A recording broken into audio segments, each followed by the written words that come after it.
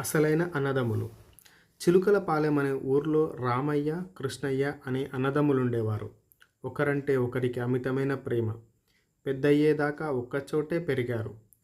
పెళ్ళిళ్ళై తల్లిదండ్రులు చనిపోయాక వివిధ కారణాల వల్ల ఇష్టం లేకపోయినా వేరువేరు కాపురాలు పెట్టుకున్నారు. ఉన్న పొలంలో చెరిసగం పంచుకొని వ్యవసాయం చేయసాగారు. అన్నయ్యకు పిల్లలు లేరు.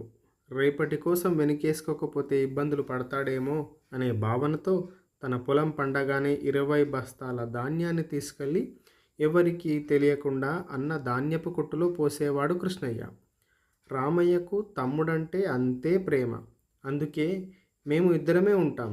తమ్ముడికి 3 పిల్లలు.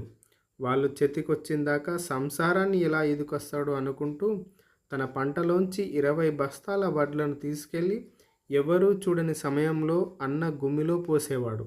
అలా ఏళ్ళు గడిచాయి. ఒకరోజు ఒకరి ధాన్యపు కొట్టులో ఒకరు ధాన్యం పోయబోతూ ఎదురుపడ్డారు.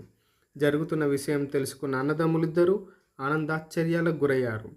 తన తమ్ముడి గొప్పదనం గురించి అన్నయ్య ప్రేమ గురించి తమ్ముడు ఊళ్ళో వాళ్లకు చెప్పడంతో అన్నదమ్ములంటే రామయ్య, కృష్ణయ్యలా ఉండాలని చెప్పుకునేవారు ఊరి వాళ్ళంతా.